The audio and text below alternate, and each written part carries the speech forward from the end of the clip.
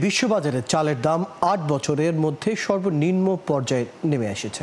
অথচ বাম্পার ফলন, আমদানি বাড়া ও সরকারি গুদামে পর্যাপ্ত মজুদ থাকার পরেও দেশের বাজারে বেশ অনেক দিন ধরেই চালের দাম বাড়তে। এই প্রধান খাদ্যশস্যের দাম কেন বাড়ছে, সঠিক কারণ এখনো জানা যাচ্ছে না। বিস্তারিত তানাজুলের প্রতিবেদনে। রেকর্ড উৎপাদন ও ভারতের রপ্তানি নিষেধাজ্ঞা তুলে নেয় বিশ্ববাজারে সরবরাহ বাড়ায় কমেছে চালের দাম। বাজার সংশ্লিষ্ট প্রতিষ্ঠান ট্রেডিং ইকোনমিক্স জানিয়েছে, গত ঠিক এক মাসে বিশ্ববাজারে চালের দাম কমেছে ৩.08%, আর এক বছরের মধ্যে কমেছে ৯.16%।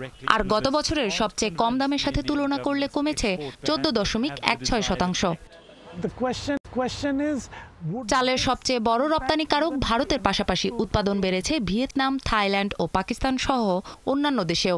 থাইল্যান্ডের ৫% ভাঙা সাদা চালের রপ্তানি মূল্য বিশ্ববাজারে দামের মানদণ্ড হিসেবে ধরা হয়। এর দাম সম্প্রতি টন প্রতি $৩৭২.৫০ নেমেছে। আর গত বছরের শেষ ভাগের তুলনায় এই দাম ২৬% কম, যেটি ২০১৭ সালের পর সর্বনিম্ন। জাতিসংঘের খাদ্য ও কৃষি সংস্থার তথ্য বলছে, এবছর সব ধরনের চালের মূল্যসূচক ১৩% কমেছে। বিশ্লেষকরা বলছেন, ক্রেতার চাপ কমে যাওয়ায় চালের দাম আরও ১০% পর্যন্ত কমতে পারে।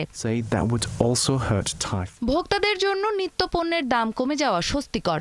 এটি যেসব দেশে চাল আমদানিতে নির্ভরশীল সেসব দেশে খাদ্যপণ্যের সামগ্রিক মূল্যস্ফীতি ও পারিবারিক বাজেটের চাপ কমাতেও সাহায্য করবে, যা অন্য দেশগুলোতে হয়েছেও।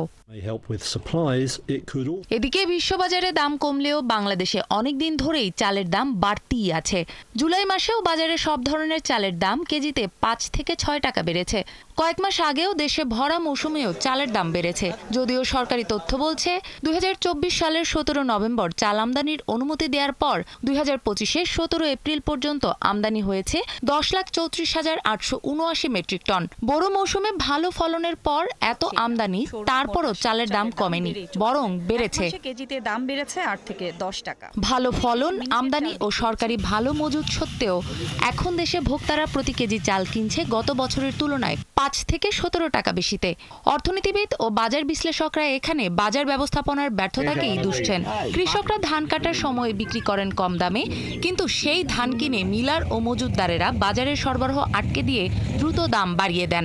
তবে সময় মতো পর্যাপ্ত আমদানি হলে বাজারে কারসাজির সুযোগও কমবে বলে মনে করছেন তারা। জুলিয়া তানহা, ৭১।